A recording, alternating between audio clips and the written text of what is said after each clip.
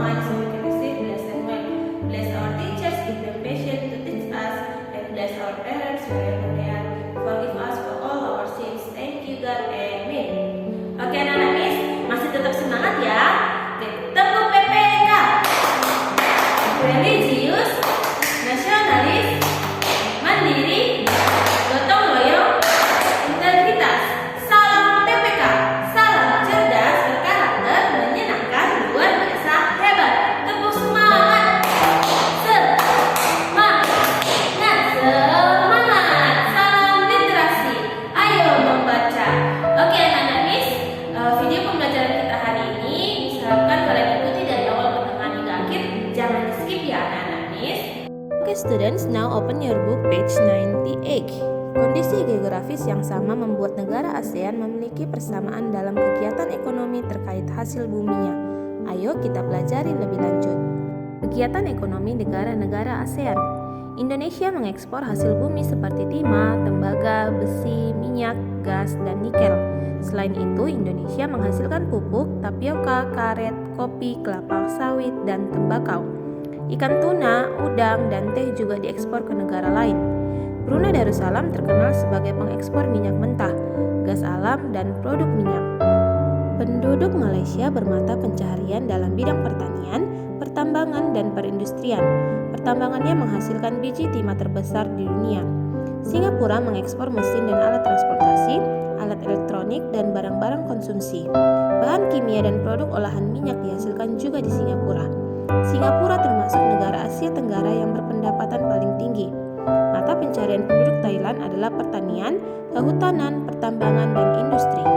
Penghasil beras terbesar di Asia dan 3 sedunia dijuluki Gajah Putih, negara 1000 pagoda, lumbung padi ASEAN. Mata pencarian penduduk Filipina adalah pertanian, pertambangan, dan industri. Komoditas ekspor Filipina terdiri atas gula, kopra, kayu, nanas, dan biji tembaga. Perekonomian sebagian besar penduduk Vietnam adalah pertanian. Padi merupakan hasil utama pertanian di Vietnam. Industri di Vietnam meliputi tekstil, semen, pupuk, kaca, dan ban. Pertambangan di Vietnam menghasilkan emas, biji besi, timah, gamping, fosfat, tungsten atau wolfram, dan seng. Hasil hutannya adalah bambu, kina, kayu, dan kayu manis. Terdapat 2 sungai penting yaitu Sungai Mekong dan Sungai Songka. Sebagian besar penghidupan penduduk Kamboja di sektor pertanian. Rakyat Laos hidup di sektor pertanian yang menghasilkan beras, jagung, tembakau, jeruk, dan kopi. Komoditas perdagangan Myanmar meliputi kayu, terutama kayu jati, beras, pupuk, dan berbagai barang kerajinan. Nah anak-anak, sekarang kita akan bersama-sama melengkapi diagram Venn yang ada di buku kita halaman 100 berdasarkan hasil bumi dari setiap negara-negara ASEAN yang sudah kita baca barusan. Kita akan membandingkan negara Malaysia dan Indonesia. Pada negara Malaysia itu terdapat perdagangan internasional, sedangkan di negara Indonesia pariwisata dan sumber daya alam melimpah. Kemudian persamaan dari negara Malaysia dan Indonesia yaitu dari perindustrian, pertanian, tekstil, pertambangan, mengekspor minyak dan gas bumi. Oke anak-anak Miss, sampai di sini semoga anak-anak paham ya. Kita lanjutkan pembelajaran kita di halaman 100. Foto di samping adalah patung di Indramayu. Buah mangga merupakan identitas kota tersebut. Begitu pula dengan patung rusa. Jadi anak-anak boleh perhatikan ini gambar patung yang ada di Indramayu. Ada patung mangga dan patung rusa. Yang membuat patung ini adalah seniman. Banyak seniman menggunakan benda atau makhluk hidup di sekitar sebagai inspirasi mereka. Nah, kamu juga dapat menjadi seorang seniman yang bisa membuat patung. Nah, kalian bisa membuat patung dari slime. Cara membuat slime sudah Miss berikan dalam video pembelajaran kita sebelumnya. Jadi kalian boleh lihat, kalian praktekkan di rumah ya anak-anak Miss.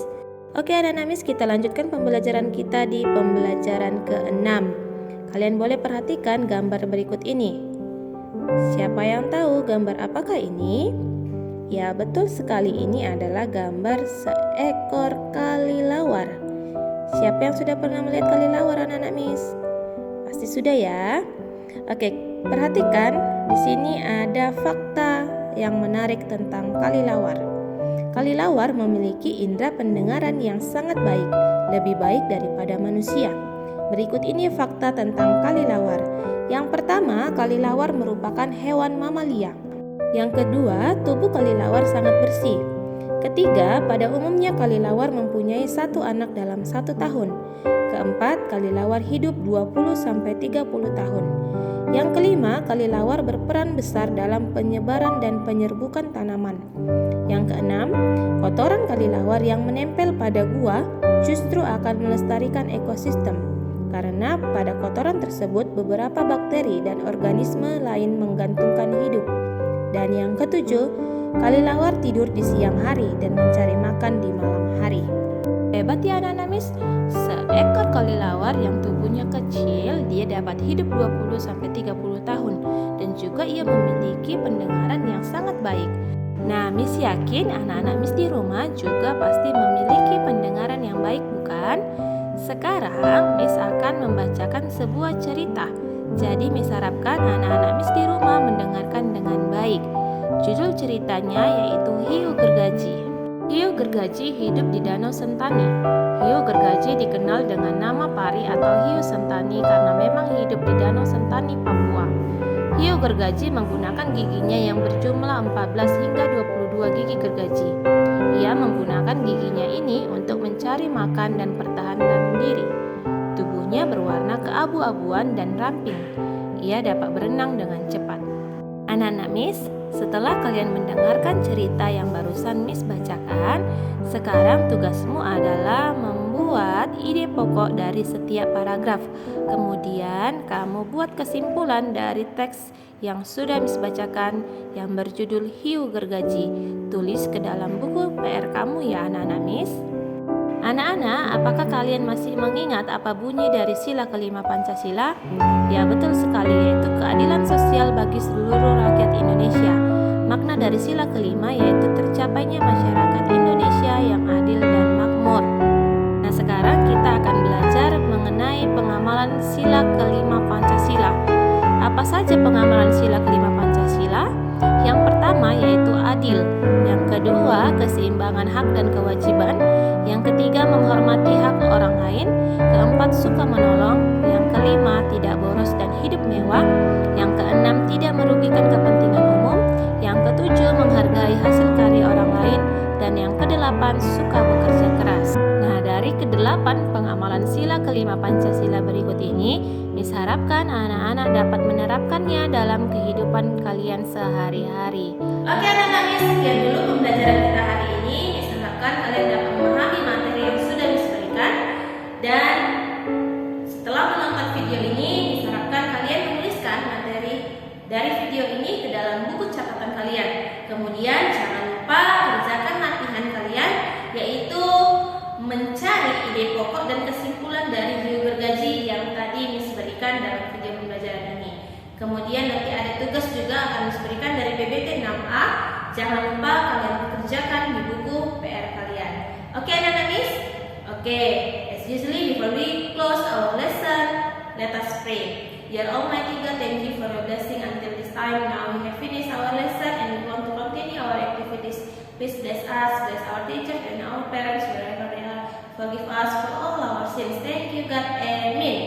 Oke, mana semua?